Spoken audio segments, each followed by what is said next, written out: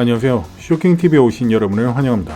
저는 톰슨입니다. 오늘 사건은 캐나다 토론토의 게이 연쇄살인마 브루스 메가더의 이야기입니다. 브루스는 2010년 이후 거의 최초로 등장한 오리지널 연쇄살인마입니다. 그리고 이해를 돕기 위한 몇 개의 배경 이미지를 제외한 모든 이미지는 실제 사진들이며 실명과 실제 지명을 사용했음을 알려드립니다. 쉽게 말씀드리자면 실제 사건을 이해하기 쉽게 소설로 각색해본 것입니다. 그럼 시작하겠습니다. 2010년 9월 토론토, 브루스 메가더는 자신의 작업실에서 정원 설계도를 완성하고 있었다. 59세의 그는 20년 넘게 조경업자로 일해왔으며 토론토의 부유한 가정들 사이에서 신망이 두터웠다. 결혼 생활은 오래전에 끝이 났지만 성인이 된 자녀들과는 정기적으로 연락을 주고받았다. 창문 너머로 가을비가 내리기 시작했다. 그는 창틀에 부딪히는 빗소리를 들으며 컴퓨터 화면을 껐다. 오늘 저녁에는 다른 계획이 있었다. 브루스는 휴대폰을 집어들고 데이팅 앱을 켰다. 그는 몇 달 전부터 이 앱을 사용하기 시작했다. 처음에는 단순한 호기심이었지만 이제 이건 사냥 도구가 되었다. 스칸다라즈. 그는 메시지함을 열며 이름을 소리내어 말했다. 40세의 스리랑카 출신 남성과 몇 주간 메시지를 주고받았다. 오늘 저녁에 처음으로 만날 예정이었다. 준비됐나요? 브루스가 메시지를 보냈다. 네, 7시에 바에서 뵙겠습니다. 답장이 왔다. 브루스는 미소를 지었다. 스칸다라즈는 완벽한 첫 번째 대상이었다. 게이 빌리지에 새로운 이민자로 많은 친구가 없었다. 그리고 무엇보다 그는 브루스의 타입이었다. 중동이나 남아시아 출신의 남성, 40대에서 50대 사이. 게이 커뮤니티에 속해 있지만 너무 눈에 띄지 않는 사람. 그는 옷장에서 깔끔한 셔츠를 꺼내 입었다. 거울을 보니 평범한 중년 남성의 모습이 비쳤다. 누구도 그를 보고 위험인물이라고 생각하지 않을 것이다. 게이 빌리지의 한 바에서 스칸다라즈 나바란남은 긴장한 마음으로 술잔을 돌리고 있었다. 그는 토론토에 온 지 2년 정도 됐지만 아직도 이곳에서 자신의 자리를 찾는 중이었다. 스리랑카에서의 삶은 쉽지 않았다. 그의 성 정체성 때문에 가족과 소원해졌고 결국 새로운 시작을 위해 캐나다로 이민을 왔다. 스칸다라즈? 부드러운 목소리가 들려왔다. 그는 고개를 들어 자신의 이름을 부른 남성을 바라보았다. 브루스 메가더였다. 브루스! 스칸다라즈가 일어나 악수를 청했다. 만나서 반가워요. 아, 저도요. 브루스가 미소 지으며 그의 옆에 앉았다. 사진보다 실물이 더 좋네요. 두 사람은 몇 시간 동안 대화를 나누었다. 브루스는 자신이 조경업자라는 것, 토론토에서 태어나 자랐다는 것, 그리고 이혼 후 자신의 성정체성을 받아들이게 됐다는 이야기를 했다. 스칸다라즈는 스리랑카에서의 어려움과 캐나다에서 새 삶을 시작한 이야기를 공유했다. 내일 저녁에 시간 있나요? 브루스가 물었다. 내 아파트에서 저녁 식사를 대접하고 싶어요. 스칸다라즈는 잠시 망설였다. 그는 평소 조심스러운 성격이었지만 브루스는 친절하고 신뢰할 수 있어 보였다.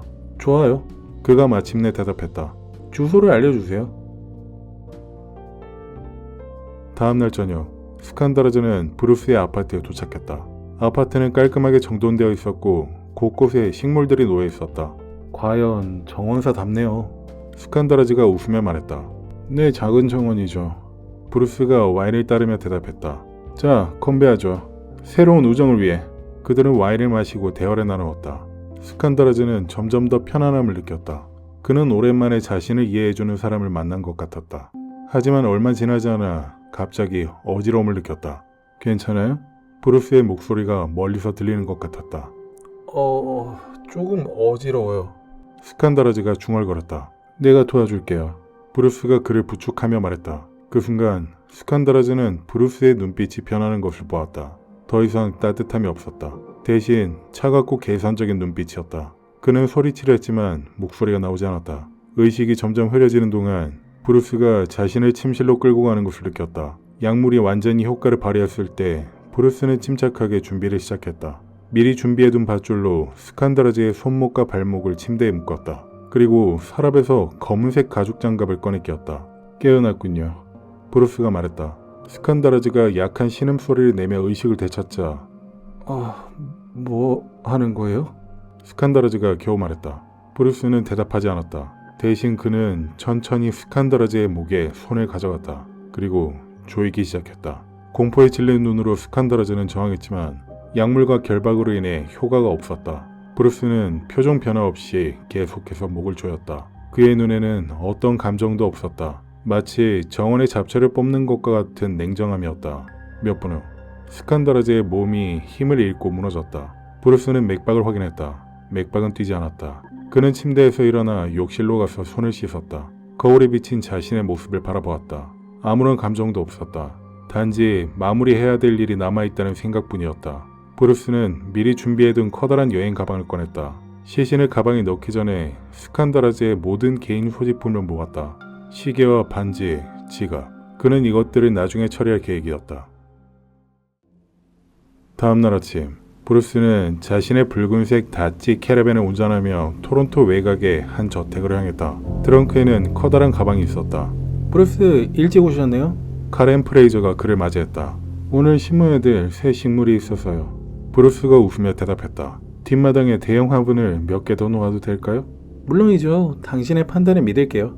브루스는 하루 종일 정원에서 작업했다. 그는 매우 꼼꼼하게 새 화분을 설치하고 그 안에 무언가를 심었다. 작업을 마친 후 만족스러운 표정으로 자신의 작품을 바라보았다. 완벽해요. 카렌이 감탄했다. 당신은 정말 재능이 있어요, 브루스. 감사합니다. 그가 미소를 지었다. 모든 정원사의 비밀은 적절한 걸음을 사용하는 거예요. 토론토 경찰청의 실종자 담당 부서는 점점 더 많은 신고로 바빠지고 있었다. 특히 게이 빌리지 지역에서 온 신고가 눈에 띄게 증가했다. 이것 봐, 또 발생했어. 행크 이신가 형사가 새 파일을 책상에 올려놓으며 말했다. 키로시나 쿠마르 카나가라는 37세 스리랑카 출신. 동료 형사 데이빗 디킨스는 한숨을 내쉬었다. 작년에 실종된 스칸다라즈 나바란난과 공통점이 있어? 같은 스리랑카 출신이고 30대에서 40대 사이. 그리고 게이. 행크가 파일을 읽으며 말했다. 둘 다 게이 빌리지 근처에서 마지막으로 목격됐어. 우연일 수도 있지. 데이빗이 말했다. 행크는 고개를 저었다. 내 직감은 그렇지 않다고 말하고 있어. 하지만 증거 부족으로 수사는 진전을 보이지 못했다. 그리고 몇 개월 후 또 다른 실종 사건이 발생했다. 42세 압둘 바시르 파이지, 아프가니스탄 출신 난민이었다. 브루스 메가더는 자신의 취미에 더욱 능숙해지고 있었다. 그는 이제 데이팅 앱을 통해 피해자를 선택하는 패턴을 완성했다. 그는 주로 이민자는 난민, 가족과 떨어져 있는 남성들을 노렸다. 그들은 실종되어도 즉각적인 수사로 이어지지 않을 가능성이 높았으니까. 2012년 그는 마지드 카이언을 만났다. 58세의 아프간 출신 이민자인 마지드는 토론토에 온 지 6개월밖에 되지 않았다. 그는 영어가 서툴렀고 친구도 많지 않았다. 당신 정은 정말 아름답군요. 마지드가 브루스의 아파트 베란다에 있는 화분들을 보며 말했다. 이건 그냥 내 취미일 뿐이에요. 브루스가 겸손하게 대답했다. 진짜 정원은 제가 일하는 곳에 있죠. 언젠가 보여드릴게요. 그는 마지드에게도 같은 방식을 사용했다. 실내를 쌓고 아파트로 초대한 뒤 음료에 약물을 타는 것이었다. 그리고 나서 브루스는 아칸다라즈와 같은 방식으로 그의 마지막 숨결을 느꼈다. 마지드의 실종 후 브루스는 잠시 휴식을 취했다. 그는 자신의 욕구를 통제하는 법을 배우고 있었다. 너무 자주, 너무 빨리 행동하면 위험하다는 것을 알았다. 2013년 토론토 경찰은 마침내 연결점을 인식하기 시작했다. 프로젝트 휴스턴이라는 특별수사팀이 구성되어 게이 빌리지의 실종 사건들을 조사하기 시작했다. 이건 분명 연쇄 실종이라고 행크가 수사팀 회의에서 주장했다. 모두 같은 데이팅 앱을 사용했어. 그들의 온라인 활동을 추적해야 돼. 하지만 디지털 증거를 확보하는 것은 쉽지 않았다. 데이팅 앱은 사용자 정보를 보호했고 많은 대화 기록이 이미 삭제되어 있었다. 브루스는 뉴스에서 수사 소식을 듣고 더욱 조심하기 시작했다. 그는 더 이상 같은 데이팅 앱을 사용하지 않았고 새로운 피해자를 찾는 방식을 바꿨다. 이제 그는 게이바에서 직접 만남을 시도했다. 2015년 그는 50세의 소로시 마흐무디를 만났다. 이란 출신의 소로시는 토론토에서 택시 운전사로 일하고 있었다. 그는 아내에게 자신의 성정체성을 숨기고 있었다. 아무도 모르는 곳에서 만날 수 있을까요? 소로시가 브루스에게 물었다. 사람들의 시선이 불편해서요. 물론이죠. 브루스가 친절하게 대답했다. 제 아파트는 어때요? 아주 조용하고 사적인 공간이에요. 소로시의 실종 후에도 경찰은 여전히 결정적인 증거를 찾지 못했다. 프로젝트 휴스턴은 18개월 후에 별다른 성과 없이 종료되었다. 헨크는 좌절감을 느꼈다. 우리가 놓치고 있는 게 있어. 그가 말했다. 이 모든 실종 사건들 뒤에 누군가가 있다는 게 분명해. 2016년 브루스는 47세 딘 리소익을 만났다. 딘은 토론토 태생의 캐나다인으로 나머지 피해자들과는 달랐다. 하지만 그 역시 게이 커뮤니티에 속해 있었고 브루스의 타입이었다. 그러나 이번에는 무언가 달랐다. 딘은 저항했다. 약물이 완전히 효과를 발휘하기 전에 그는 브루스의 의도를 눈치챘고 싸움이 벌어졌다. 뭐 하는 거야? 딘이 흐릿한 의식 속에서도 브루스의 장갑 낀 손이 자신의 목을 향해 다가오는 것을 보고 소리쳤다. 딘은 있는 힘을 다해 브루스를 밀쳐냈다. 그는 비틀거리며 문을 향해 달렸지만 다리에 힘이 풀려 넘어졌다. 도망칠 수 없어요. 브루스가 차분하게 말했다. 그의 얼굴에는 감정이 없었다. 왜 이러는 거야? 딘이 바닥에서 몸을 끌며 물었다. 브루스는 대답 대신 부엌에서 칼을 가져왔다. 저항하면 더 고통스러워져. 가만히 있어.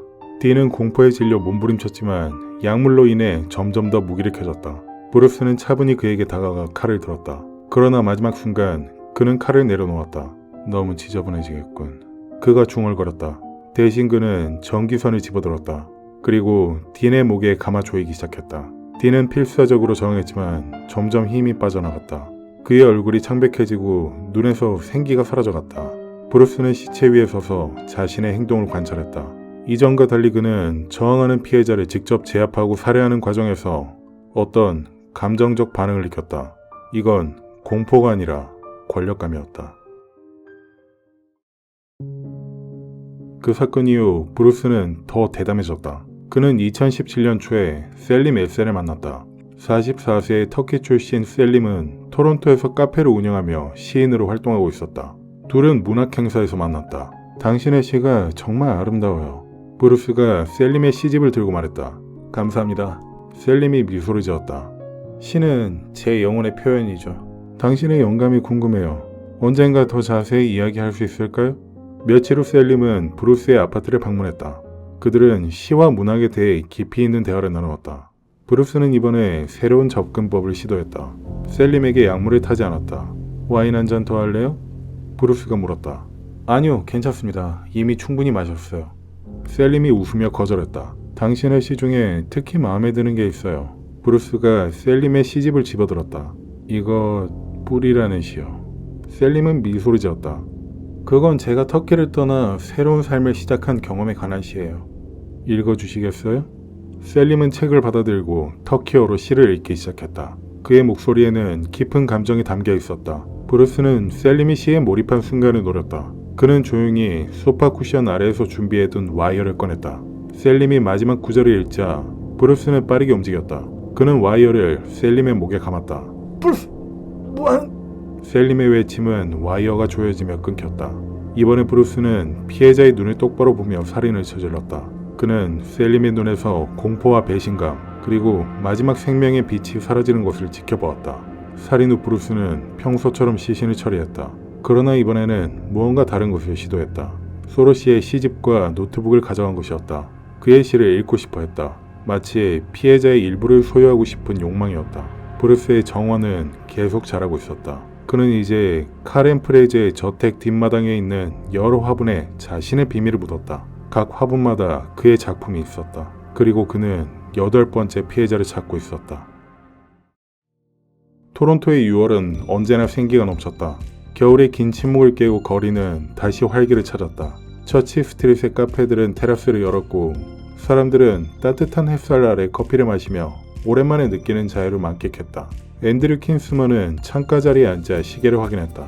오후 3시 정각. 그는 항상 시간을 지키는 사람이었다. 49세의 앤드류는 토론토 LGBT 커뮤니티에서 잘 알려진 인물이었다. 평생을 커뮤니티 봉사와 권리 옹호에 바쳐온 그는 최근 새로운 만남에 설레는 마음이었다. 저기 앤드류? 목소리가 들려 고개를 들자 그 앞에 55세 정도로 보이는 남성이 서 있었다. 짧게 깎은 백발, 깔끔한 셔츠와 청바지 차림의 평범한 인상이었다. 브루스? 앤드류가 일어나 악수를 건넸다. 만나서 반가워요. 여기 앉으세요. 브루스 메가더는 미소를 지으며 앉았다. 그는 앤드류와 데이팅 앱에서 몇 주간 대화를 나눈 후 오늘 처음 만나는 자리였다. 커피 주문하셨어요? 브루스가 물었다. 아직이요. 당신을 기다리고 있었거든요. 두 사람은 커피를 주문하고 일상적인 대화를 나누기 시작했다. 브루스는 자신이 조경업자라고 말했다. 토론토 부유층의 정원을 가꾸는 일을 한다고 했다. 대단하네요. 앤드류가 말했다. 저는 항상 정원 가꾸는 걸 좋아했어요. 하지만 아파트에 살다 보니 화분 몇 개만 키우고 있죠. 언제든 도움이 필요하면 말씀하세요. 브루스가 웃으며 말했다. 제가 가꾸는 정원을 한번 구경시켜 줄 수도 있고요. 대화는 자연스럽게 흘렀다. 브루스는 자신의 이전 결혼 생활과 성인이 된 자녀들에 대해 이야기했다. 앤드류는 LGBT 커뮤니티에서의 활동과 최근 진행 중인 프로젝트에 관해 열정적으로 설명했다. 가끔은 이런 일이 힘들기도 해요.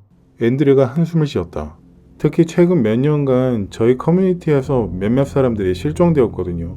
경찰은 별로 관심이 없는 것 같지만요. 브루스의 표정이 미묘하게 변했다. 실종이요? 어떤 사람들이? 주로 중동계나 남아시아 출신 남성들이에요. 혹시 스칸다라즈라는 사람을 아시나요? 2010년에 실종됐거든요. 그 후로 몇 명이 더... 어쨌든 저희는 커뮤니티 자체적으로 경계를 강화하고 있어요.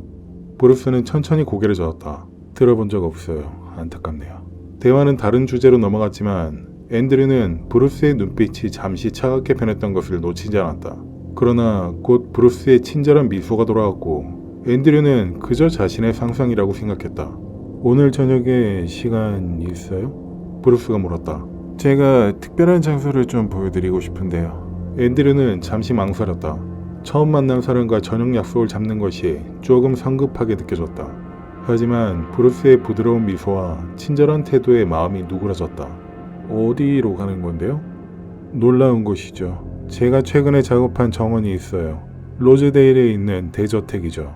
집주인이 오늘 저녁에는 없어서 우리끼리 구경할 수 있어요. 일몰 때 보면 정말 아름답죠. 앤드류는 미소를 지었다. 좋아요. 들릴게요. 브루스는 붉은색 다찌 캐러밴 차량의 위치를 알려주며 만날 시간을 정했다. 두 사람은 작별 인사를 나누었고 앤드류는 다음 만남에 대한 기대감을 안고 카페를 나섰다. 그는 자신이 마지막으로 목격될 사람이라는 것을 알지 못했다. 헨크 형사는 책상 위에 쌓인 서류들을 한숨을 쉬며 바라보았다. 20년 경력의 토론토 경찰청 형사였지만 최근 그를 괴롭히는 사건이 있었다. 게이 빌리지에서 발생한 일련의 실종 사건들이었다. 또 신고가 들어왔어. 동료 형사인 데이빗 디킨슨이 커피 2잔을 들고 그의 책상으로 다가왔다. 누구? 헨크가 커피를 받아들며 물었다. 앤드류 킨스먼 49세고 어제 친구를 만난 후 귀가하지 않았대. 오늘 아침 직장에도 나타나지 않았고. 헨크는 피로한 눈을 비볐다. 벌써 8번째야. 아직 연관성을 확신할 수는 없잖아. 데이빗이 말했다. 정말 그렇게 생각해? 2010년부터 게이빌리지에서 비슷한 연령대의 남성들이 실종되고 있어. 이게 우연이라고 생각하는 거야? 헨크는 한숨을 쉬었다. 상관들은 증거가 부족하다고 하잖아. 프로젝트 휴스턴도 결국 아무것도 찾지 못했고. 헨크는 앤드류 킨스먼의 사진을 내려다보았다. 다른 실종자들과 달리 그는 백인이었고 커뮤니티에서 꽤 영향력이 있는 인물이었다. 이번에는 달라. 헨크가 결심한 듯 말했다. 킨스먼의 실종으로 이 사건은 더 주목받을 거야. 냉정하게 들리겠지만 이전 피해자들은 대부분 이민자나 소수민족이었어. 경찰과 언론의 관심이 충분하지 않았지. 데이빗은 고개를 끄덕였다. 그럼 어디서부터 시작할 건데? 킨스먼의 아파트부터 가보자. 그리고 그가 마지막으로 목격된 카페도. 두 형사는 앤드류의 아파트에 도착했다. 영장을 받아 들어간 내부는 깔끔하게 정돈되어 있었다. 싸움의 흔적은 없었다.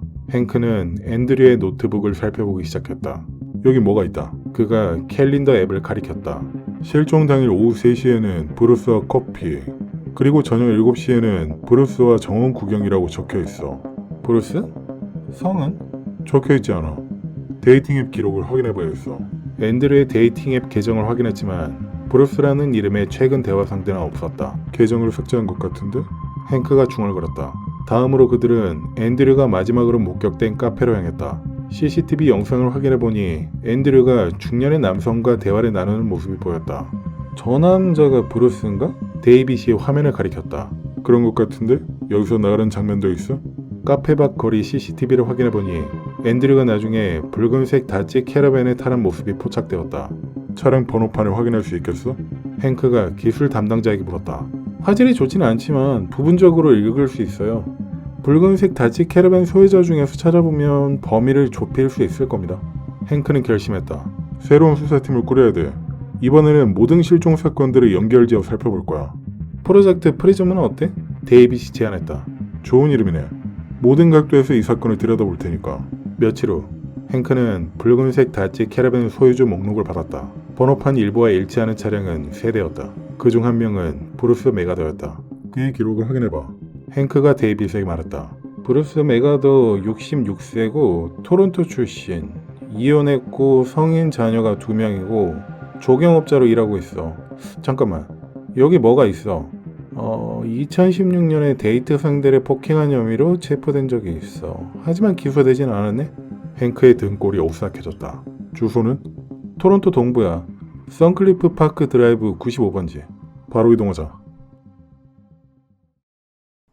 브루스 메가더는 자신의 아파트에서 커피를 마시며 뉴스를 보고 있었다. 화면에는 앤드류 킨스먼의 실종 소식이 나오고 있었다. 브루스는 무표정한 얼굴로 화면을 바라보았다. 그의 휴대폰이 울렸다. 안녕하세요, 카렌 씨. 그가 전화를 받으며 말했다. 브루스, 오늘 정원 관리하러 오실 거죠? 카렌의 목소리가 들렸다. 물론이죠. 오후에 가겠습니다. 브루스는 천천히 일어나 창문으로 다가갔다. 밖에 주차된 차량 안에 2명의 형사가 있는 것을 알아차렸다. 며칠 전부터 자신이 감시받고 있다는 사실을 알고 있었다. 조심해야 해. 그는 생각했다. 그들이 무엇을 알고 있는지 확실치 않아.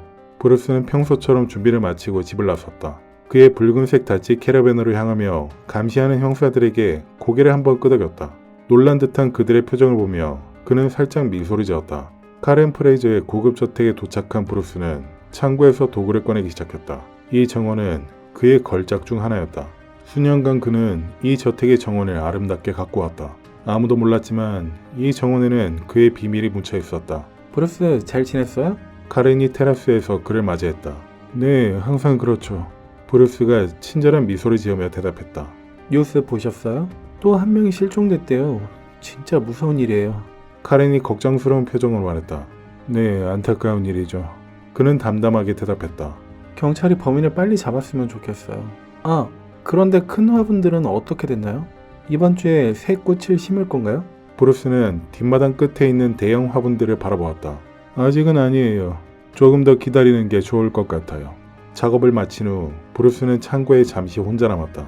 그는 작은 상자를 열어 안에 있는 몇 가지 물건들을 확인했다. 시계와 반지, 그리고 다른 개인 소지품들이었다. 앤드류 킨스먼의 것들이었다. 곧 끝내야 해. 그는 생각했다. 그들이 가까워졌어. 집으로 돌아오는 길, 브루스는 뒤에 따라오는 경찰차를 알아차렸다. 그는 평온한 표정을 유지하며 운전을 계속했다. 아파트에 도착해 주차를 하려는 순간 다른 차가 앞을 가로막았다. 브루스 메가더 씨? 행크 형사가 경찰 배지를 보여주며 물었다. 네, 그런데요. 브루스가 미소를 지으며 대답했다. 토론토 경찰입니다. 몇 가지 질문이 있어서요. 네, 무슨 일인가요? 앤드류 킨스먼이라는 이름을 들어보셨나요? 브루스는 잠시 생각하는 척했다. 뉴스에서 봤어요. 실종된 그 사람 말이죠? 킨스먼 씨와 만난 적이 있으신가요? 아니요, 모르는 사람입니다. 행크는 태블릿을 꺼내 CCTV 화면을 보여주었다. 이거 당신 아닌가요? 킨스먼 씨와 카페에서 만나는 모습이 있는데요. 브루스의 표정이 미묘하게 변했다. 아, 그 사람이었군요. 데이팅 앱에서 만난 사람인데 이름이 기억나지 않았어요. 한 번 만났을 뿐이에요. 그날 저녁에도 만나지 않으셨습니까? 네, 카페에서 헤어진 후 연락하지 않았습니다. 행크는 브루스를 유심히 관찰했다. 그의 목소리는 차분했지만 눈빛에서 무언가를 감지할 수 있었다. 메가더 씨, 차량 수색 영장이 있습니다. 협조해 주시겠어요? 브루스는 잠시 침묵했다. 변호사를 불러도 될까요? 물론입니다. 그날 밤, 법의학팀은 브루스의 다치 캐러밴에서 혈흔과 DNA 흔적을 발견했다. 훗날 활용할 DNA 테스트가 진행되는 동안 행크는 또 다른 정보를 접수받았다. 메가더가 정원사로 일하고 있는 모든 부지 목록을 확보했어. 데이빗이 보고했다. 좋아. 내일 가장 먼저 카렌 프레이저의 저택부터 조사하자. 로즈데일 지역에 있는 카렌의 저택 앞에 경찰차 여러 대가 도착했다. 행크와 데이빗은 집주인 카렌을 만났다. 무슨 일이죠? 카렌이 걱정스러운 표정으로 물었다. 메가더 씨가 이곳에서 정원 관리를 했다고 들었습니다. 행크가 설명했다. 네, 몇 년 동안이요. 그는 정말 훌륭한 정원사예요. 무슨 일이 있나요? 수색 영장이 있습니다. 메가더 씨가 연쇄 실종 사건의 용의자로 지목되었어요. 카렌의 얼굴이 창백해졌다. 믿을 수가 없네요. 브루스가요? 법의학팀이 정원을 조사하기 시작했다. 특히 그들의 관심은 뒷마당 끝에 있는 대형 화분들에 집중되었다. 여기 뭔가 있습니다! 한 형사가 소리쳤다. 가장 큰 화분을 파내자 인간의 유해가 발견되었다. 카렌은 공포에 질려 비명을 질렀다. 이게 어떻게 내 정원에... 그녀는 말을 잇지 못했다. 행크는 냉정함을 유지하려 노력했다. 모든 화분을 조사해봐. 결국 그날 여러 화분에서 인간의 유해가 발견되었다. DNA 검사 결과 그중 하나는 앤드류 킨스만의 것으로 확인되었다. 이것으로 브루스 메가더는 8건의 1급 살인 혐의로 체포되었다. 브루스와 행크는 신문실에서 마주 앉았다. 브루스의 표정은 평온했다. 왜 그랬습니까? 행크가 물었다. 무슨 말씀이신지. 8명을 살해한 이유요. 그들이 당신에게 무슨 해를 끼쳤나요? 브루스는 잠시 침묵했다. 제 변호사가 아직 도착하지 않았군요. 당신은 그들을 속였어요. 신뢰를 얻고 그들을 죽였죠. 그리고 마치 식물처럼 그들을 땅에 묻었어요. 브루스의 입가에 미소가 스쳤다. 형사님, 모든 정원사는 알고 있어요. 가장 아름다운 꽃은 가장 풍부한 토양에서 자란다는 것을. 행크는 소름이 돋았다. 그들은 당신의 화분이 아니었어요. 그들은 가족과 친구가 있는 사람이었죠. 모든 것은 결국 흙으로 돌아가죠. 브루스가 담담하게 말했다. 변호사가 도착하고 브루스는 더 이상 말하지 않았다. 하지만 그의 눈빛에서 어떤 감정도 찾을 수가 없었다. 그저 깊은 공허함만 있었다. 2019년 1월 브루스 메가더의 재판이 시작되었다. 하지만 예상과 달리 첫날 브루스는 8건의 1급 살인 혐의에 대해 모두 유죄를 인정했다. 법정은 충격에 빠졌다. 피해자 가족들은 법정에 모여 그들의 이야기를 나누었다. 제 아들 스칸다라즈는 새로운 삶을 위해 캐나다에 왔습니다. 첫 번째 피해자의 어머니가 말했다. 그는 친절하고 사랑이 많은 사람이었어요. 그가 사라진 후 저는 9년 동안 매일 그의 전화를 기다렸습니다. 이제 저는 그가 돌아오지 않는다는 것을 알게 되었습니다. 다른 가족들도 비슷한 고통을 나누었다. 브루스는 무표정한 얼굴로 그들의 이야기를 들었다. 판사는 브루스에게 마지막 발언 기회를 주었다. 후회합니다. 그가 간단히 말했다. 그의 목소리에는 진정한 감정이 느껴지지 않았다. 재판 마지막 날, 판사는 선고를 내렸다. 브루스 메가더 씨, 당신은 8건의 1급 살인죄에 대해 모두 종신형에 처합니다. 25년간 가석방 자격이 주어지지 않을 겁니다. 67세였던 브루스는 92세가 되어야 가석방 신청을 할 수 있게 되었다. 판사는 덧붙였다. 이 사건은 단순한 살인 이상의 의미를 가집니다. 이는 우리 사회의 취약한 구성원들이 얼마나 쉽게 간과될 수 있는지를 보여주는 사례죠.